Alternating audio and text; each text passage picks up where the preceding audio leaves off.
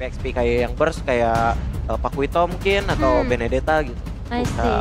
Tapi kalau dilihat dari draftnya ya, Kaja, Luoi, ini mengingatkan draft Rebellion juga sih. Iya Coach Chico juga lagi ya. tadi yang menjelaskan. Bawa Kari lagi. Makanya, kalau awak melihat dari Geek Farm nih berarti, bisa dibilang beroposisi. Udah ada Harit, Angela, Baxia, apa nih, dua best pick. Kalau melihat dari lawan match-up-nya yang Fredrin, Luoi, dan Kari. Kalau dari aku pribadi, aku lebih suka tambahan satu badan lagi ya, karena Ring nggak bakal cukup kan buat nahan damage Kari. Oke. Xbox mungkin.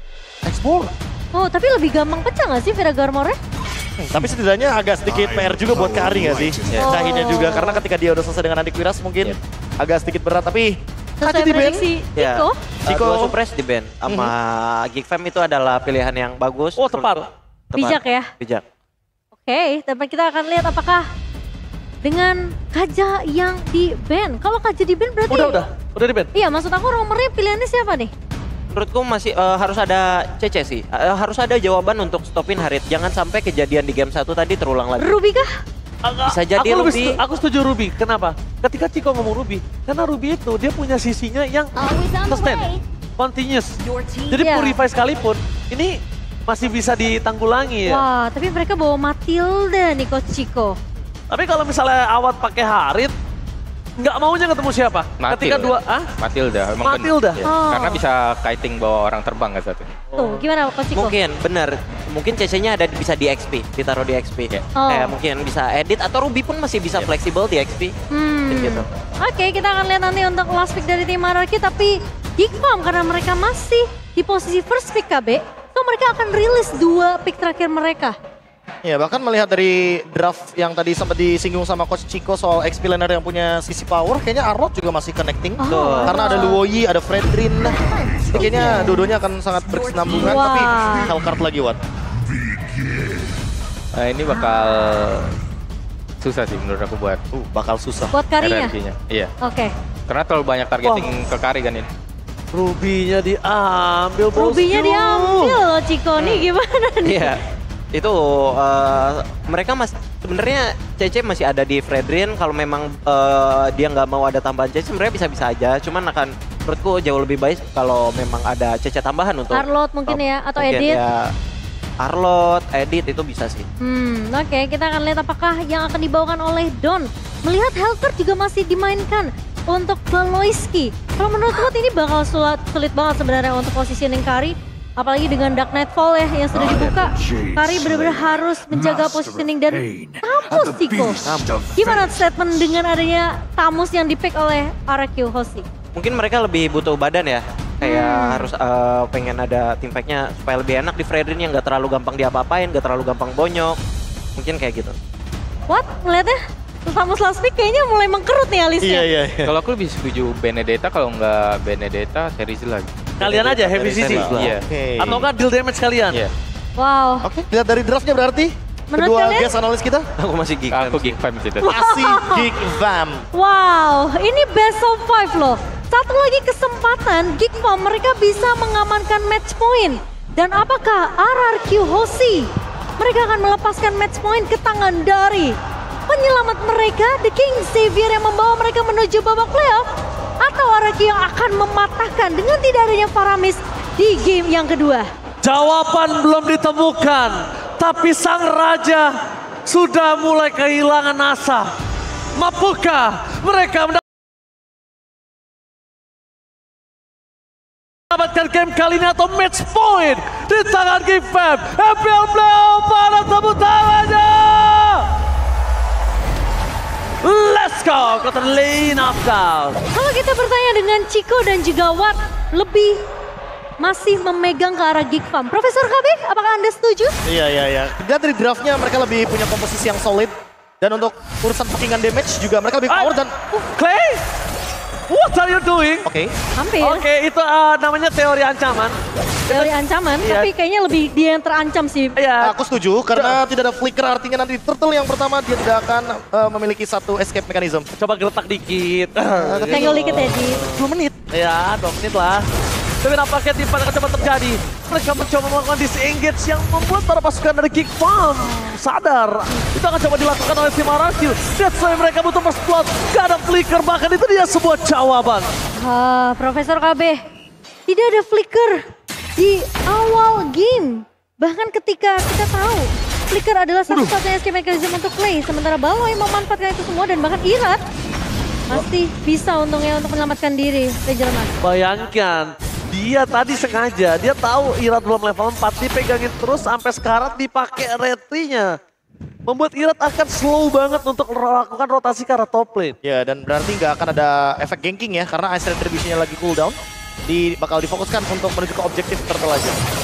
Oke, ketika melihat adanya pergerakan dari seorang Finn, Baloyski benar-benar responsif banget, bahkan Irat di depan sana. Dia udah memiliki Empress Sword, dipegang kendalinya, membuat dia harus menggunakan Retribution-nya nanti ketika udah ada, dan bahkan itu akan membuat Geek Farm memang tidak ada lagi kondisinya untuk bisa zoning out dengan pasti, tapi tidak ada Retribution, membuat RRQ free nantinya. Oh, dan bahkan Finn belum dapetin level 4-nya, so nggak ada Circling Eagle untuk teamfight di area Turtle. Ini agak sedikit beresiko untuk RRQ. Ingat, Chico pernah bilang, RRQ mereka harus pick up satu pemain, tapi kali ini... Oke, mereka teamfight dengan sangat besar, the power of Retribution. Gagal didapatkan, tapi don't save the day for RRQ. Teamfight kembali dipegang oleh Dawn, mencoba untuk menutup sosok dari seorang Ray yang bisa pulang. Satu poin kill akhirnya didapatkan, dan mereka memancing, dan Kating akhirnya dilakukan RRQ. Terkena Kate di arah top lane, 1 dengan 1 turtle. Iya, Akhirnya ada turtle yang didapatkan, tapi kali ini turtle Irat gak bakal cukup kuat loh. Apres Sword sekalipun juga gak bakal cukup. Dan dia bakal bisa di-instant pick up, dan itu dia Irat. What are you doing? Double kill didapatkan oleh Baloyski. Dari keuntungan yang dimiliki tim RRQ, semua berbalik dan bahkan dipegang oleh Geek Farm. cukup jadi pertanyaan Profesor KB. Terlalu memaksakankah dari Irat dan juga Dawn sehingga mereka menjadi bayaran yang cukup mahal untuk Geek Farm? Padahal posisinya RRQ mereka udah cukup unggul. Mereka dapetin turtle yang pertama, mereka tumbangin juga satu pemain dari Geek Farm. Tapi setelah itu dibayarkan dengan 2 poin kill yang mahal untuk Geek Farm. Ya, kayaknya overextend yang tidak perlu untuk dilakukan karena memang tadi posisinya Irat juga nggak full HP. Dia juga nggak punya stack yang mumpuni untuk melakukan counter engage. Dan malahan menjadi rugi karena Dawn juga harus terpicu akan vengeance-nya. Wah, sekarang RRQ kunci mereka adalah tidak boleh terlalu overextend Profesor KB. Oke, sama aku tidak melihat adanya satu nada dan satu suara dari RRQ ini. Yang satu mau maju, yang satu mau mundur. Satu maju, satu mundur, mengeluarkan short skill yang banyak. Tapi ternyata tidak ada pertukaran di sisi lainnya. Wow, Profesor. Ya, balik lagi. Mungkin respon yang dilakukan sama Geek Farm juga lebih oke. Lihat bagaimana setup yang mereka lakukan dan seperti yang tadi Watt bilang, push-nya ini penting banget untuk dipegang sama Baloyski. Jadi dia selalu bermain di area river dan hal tersebut akan memotong gerakan dari RRQ ketika mencoba ingin melakukan ganking atau sekedar rotasi aja menuju gold lane untuk membantu Skylar. Oke, mau tidak mau mereka harus bisa memberikan space dan mereka harus bisa ngebuka boost-nya. Walaupun itu sekalipun dengan diversion, tapi mau nggak mau Prof. Mau nggak mau dia harus tahu di mana keadaan boost yang terdekat oleh mereka. Iya, dan sekarang tergantung dari kontes total yang akan dilakukan oleh tim RRQ. Itu dia, checking boost akhirnya terlihat di mana Ria akan coba dipaksa. Udah karena belakang damage dari seorang Clay terlalu besar. Langsung ada Aboy mencoba menyelamatkan seorang Ria dan membalikkan keadaan dari seorang Dawn. Mereka tidak ada badan untuk tim fight di arah Turtle. Mereka tidak memiliki Dawn, sedangkan I'm offended with Lecker. Luka hampir saja memberikan semua poin yang bisa didapatkan oleh tim Geek Farm. RRQ terejam-ejam. Tidak ada jawaban untuk bahkan mendekati seorang Turtle sekali berada press sword for nothing. Gak bisa untuk menumbangkan Luke, terlalu kuat di lini depan dan tidak memiliki badan. Oh, tapi Baloi. Satu buah Deadly Stinger yang memang tidak mengenai ke arah Dawn, tapi at least bisa memberikan ancaman untuk pemain-pemain dari RRQ. So mereka harusnya tidak akan bisa melakukan kontes di area Turtle yang kedua, Profesor KB. Oke, tapi setidaknya ada trade, namun trade-nya bakal langsung dibayarkan oleh Luke yang baru selesai dengan War Axe. Dia akan menambahkan satu objektif dengan adanya Ray juga. Turtle turret. Ini bakal jadi keuntungan yang berlipat ganda. Snowballing tetap akan ada di tangan dari Geek Farm. Apalagi melihat dari Baloyski. Dia 3-0-2, 100% teamfight participation. Semua damage yang dia torehkan selalu karena adanya efek Prowler mode dari Hellcard. Dan itu dia, Dark Nightfall.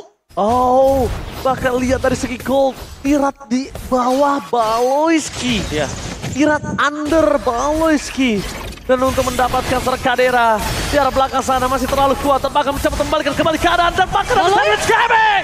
Paloitsky menutup ke arah seorang Clay. Karena jalan untuk pulang. Dengan Matilda Gadwin hanya ada satu penumpang saja. Untungnya pasukan RRQ disengage yang mereka lakukan. Walaupun mengorbankan sedikit nyawa dari Irat. Walaupun nggak tumbang ya. Tapi Irat yang menjaga di depan sana. Iya, coverisasinya cukup baik dan GigFam, gimana caranya mereka mulai bisa untuk memberikan backup yang cukup cepat ini juga jadi peranan penting sebenarnya untuk pemain-pemain GigFam. Pendek, ketika seorang Finn karena cara untuk Balaton membuat Balis kita shutdown finally. Sebuah poin kill yang cukup berarti membuat Don mendapatkan item pertamanya. Don di sini dengan Coruscant dan bahkan Coruscant Sight yang dia miliki untuk nutup ke arah Ray, tapi mungkin akan cukup lama, Profesor. Iya, butuh item badan yang lebih banyak lagi juga agar mampu mendeliver damage tapi juga mampu untuk membadani semua damage yang diberikan. Dan RRQ sekarang bakal dulu macam di bagian top. Tatat Bolt menjaga seorang Skylar dan iya dia udah ikhlas di sana. Mencoba untuk melakukan satu hit terhadap turret. Seperti kata Awad, gak ada jalan lagi. Walaupun sekalipun pakai Kari. Dan itu dia jawabannya. Mereka butuh di late game. Tapi Kadera udah terlalu kuat. Don! Meledak! Lihat betapa kuatnya Harit.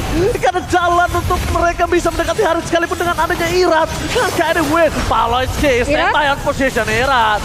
Apresswordnya masih belum memiliki stun. Dan bahkan mereka hampir saja kehilangan Finn. Untung aja masih ada guiding win. Wah, ini memang game kedua nggak ada Faramis, Profesor KB. Tapi somehow team fight-nya benar-benar kuat banget untuk GigFam karena lini depan mereka tuh strong banget. Terus mereka punya Angela dengan hardguard-nya. Ya makanya kan, ini komposisi yang solid banget dari GigFam. Mereka lengkap banget, frontline ada, CC ada, healer pun ada. Bahkan untuk damage, mereka nggak bakal kehilangan damage. Aboy sebagai mid laner juga punya damage di sini. Dan begitu juga dengan Cadera dan Balaisky yang mereka sangat seimbang sekali. Physical damage ada, magic damage ada, komplit semuanya. Diversion. Si Halbert on the way. Bahkan kali ini dari Finn. Fokus atas fokus dikeluarkan dari Balaisky. Gak bisa terperangkap. Wah. Balaisky run! Baloy! Run Baloy! Lihat berapa respect-nya dari Baloy ketika dia tahu ada satu pemain yang keluar dari area bus. Itu berarti dia nggak sendirian, Profesor KB. Oh, surprise on takedown, happy birthday. Divide kembali terjadi, di depan sana masih ada Vengeance menyelamatkan dirinya. Damage yang diberikan dari seorang Clay ternyata membuat pasukan dari tim GigFam mereka harus bermain dengan Kijit. Irat hampir tertinggal seorang diri dari Kadera. Damage deal dari seorang Harit yang tidak terhentikan di 2 game secara berturut-turut. Lihat, 3.100 Kadera, sedangkan dari sosok seorang Skylar cuma bisa ngedeliver 1.600. Meanwhile, impact kembali terjadi. Hardguard masih ada di tangan Luke dan membuat tim RRQ berpikir 2 kali untuk bisa masuk. Bahkan secara match up gold lane ya, Kari versus Harit ini nggak seimbang banget untuk deliver damage-nya. Tapi Sulit sekarang sih. team fight-nya kayaknya mau dipaksain lagi karena ada Dark Knight. Oh, masalahnya GigFam mereka udah mulai invasi ke area jungle dan bahkan Luke. Oh my god, Irasakin. Dia tiba-tiba tercolong di bottom lane. Kondisinya bahkan waktu detik dia hidup sama Lord hidup untung berdekatan tidak terlalu jauh. Tapi kalaupun dari pasukan RRQ pengen nge-engage 7.000 gold difference ini nggak bakal worth it sih. Somehow aku nggak ngerasa RRQ punya sinkronisasi yang sama, Profesor. Gak ada suara satu suara. Sinergi dari gerakan mereka. Gak ada. Atau mungkin decision yang mereka pilih. Lebih tepatnya untuk sekarang mereka benar-benar banyak banget misinformation. Iya, misplay bahkan aku bisa bilang dilakukan oleh RRQ. Dan somehow Irat yang terpick off membuat GigFam mereka mampu untuk mendapatkan Lord yang pertama. Lagi-lagi dominasi penuh kayak yang akan kita lihat untuk GigFam di game kedua, Profesor KB. Wah, apalagi ini udah menuju ke 8.000. On the way 10.000 Holy gold. Crystal. Holy Crystal untuk Cadera. Di item yang ketiga. Dia sudah sangat ready untuk team fight besar. Dan sangat memungkinkan lagi-lagi possible endgame bisa dijalankan. Apalagi dengan Kari sebagai single target dari Skylar. Jadi ini bukan tipikal hero yang bisa clear wave minion dengan cepat. Iya, dan buat kalian jangan lupa tentunya untuk bisa dapetin skin gratis setiap pembelian limited edition dari UBS Gold X MLBB tentunya. Yang dimana limited dan cuma tersedia di babak playoff ya. Oke, tapi Luke sudah menunjukkan batang hidungnya di depan sana. Dalam 3 wave akan coba didorong oleh para pasukan dari tim GigFam. Planted Pulse keluarkan, fokus ke Finn. Poking damage saja, nggak pakai execute, membuat Finn udah sekarat full maut. Yang dimana Finn akan sedikit terlambat untuk melakukan rotasi ke arah top lane bahkan ke arah mid lane. pasti mereka sudah pecah. Di top turret akan menjadi jawaban. Tapi tim fight besar kalau memang akan coba dibuka oleh tim Geekfam ini bisa menjadi jawaban untuk RRQ balikin keadaan. Karena di depan sana damage dari Clay itu masih bisa ditahan, Profesor. Ini sulit banget sih Profesor KB. Lihat, bahkan nggak perlu tim fight besar Geekfam. Pecah doang atasnya. Mereka bisa aja untuk mendapatkan objektif turret di area atas, tapi akan coba ditahan oleh Arkihosi. Sementara Irat udah berhasil untuk men-secure satu buah Oracle. Iya, tapi apakah ini cukup untuk tim fight besar karena Oracle menambahkan Dragon HP, menambahkan shield dari Matilda. Masalahnya Aboy udah punya Enodi. Ya, nggak cuma itu. Permasalahan utamanya Aboy juga setiap kali ada tim fight, setiap kali ada yang karat HP-nya, bisa langsung penuh lagi karena dia punya Flash of the Access dan Favor sekarang. Bulan Sabit yang hampir saja bisa mendapatkan dari satu seorang Don. Tapi Pawlowski mencoba untuk memancing keributan. Karena target utama dia adalah Clay di arah belakang. Don masuk terlalu dalam. Really? Don, damage gak akan cukup anyway dikeluarkan. Irat tertinggal. Satu demi satu bisa pulang. Tapi para pasukan dari tim RRQ mereka ditabrak. Skylar hampir hilang dan press one for nothing. Tidak ada jawaban untuk team fight. Sustain team fight dipaksa kembali. Kapitan memaksa tim fight dan Don. Gak ada jawaban untuk pulang. Surprise attack. Beri sekarang Skadera. No way to run. Red, where are you going? Mencoba bertumbangin walaupun cukup berat. Tapi double kill. Di tangan Deden from Bogor. Wow, dibalaskan tim fightnya. Tapi kali ini Baloy ditabrak lagi dan hilang.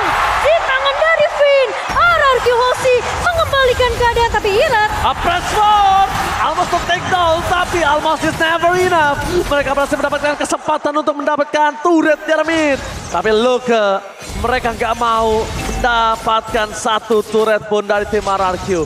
Lihat, diberhentikan wave-nya, coba di zoning out dan di clear terhadap invite jungle yang mereka miliki. Ya, tapi setidaknya sekarang RRQ jadi pegang kendali dari map-nya. Dan mereka bisa mengendalikan Lord-nya juga untuk langsung di-engage. Engage? Woo! Kali ini mereka karena tahu tidak ada Pawlowski, mereka akan sangat siap untuk hidupkan langsung dan both retribution from Virat.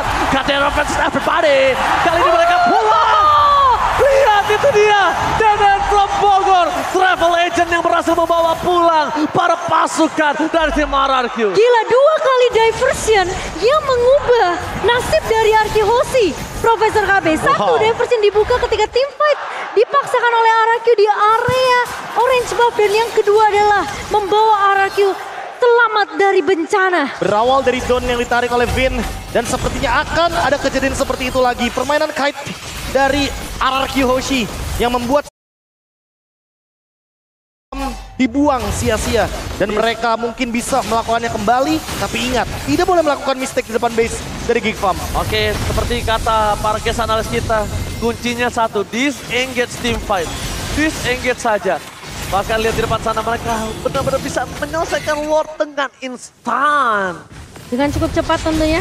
Dan Geekfam masih bisa untuk mendefense. Tapi Baloy sudah mulai terlihat di area rerumputan. Seperti yang Watt bilang, setiap push ini harus dicek perlahan tapi pasti oleh RRQ. Karena mereka tahu Baloy bisa berada di mana-mana. Dan GameFAQ by aplikasi baru GoPay. Yang dimana di MPL ID Season 13 hanya Baloy yang berhasil mendapatkan kemenangan dengan haircut sebanyak 3 kali pick 100% win rate. Iya, makanya nggak heran kan yang trending soundnya lu bukan Baloy. 100% win rate Pawlowski dengan Hellcard. Lu bukan Baloy. Iya kan? Yes, bener banget. Dan bahkan lihat betapa sakit damage yang diberikan full penetration terhadap seorang Don. Lihat si Halbert. Dia udah punya juga dengan item dari Heart of Black of Despair dan menuju. Mungkin sekarang antara Endros ataupun War X. Iya, ini kayaknya bakal jadi possibility item untuk penutup bagi Baloyski juga. Tapi kalau kita lihat dari komposisi Endros. I'm offensive! Mereka berhasil menatap Kapitan, tapi di belakang sana Clay karena jalan untuk pulang. Damage kembali terjadi, membuat para pasukan dari tim RRQ. Mereka kehilangan 2 pointer mereka. Menabrak ke arah mid turret, bahkan Irat diperhatikan. Gak ada jalan untuk pulang. Ini bencana. RRQ bakal coba diselesaikan kembali di game yang kedua. Don akan menjadi bola-bola warga. Skylar flicker power defensive. Karena jalan untuk bola Ventus bunuh dan dikeluarkan. One last man standing and wipe out. Game kedua. And match point. Di tangan Kingman Mighty. The Kingslayer masih berdiri tegap di game yang kedua. Meskipun hampir saja terpeleset, tapi Geekfam membuktikan kelas mereka match point di tangan. Match point yang tentunya membuat Geek Farm tinggal 1 game lagi menuju ke babak selanjutnya bertemu dengan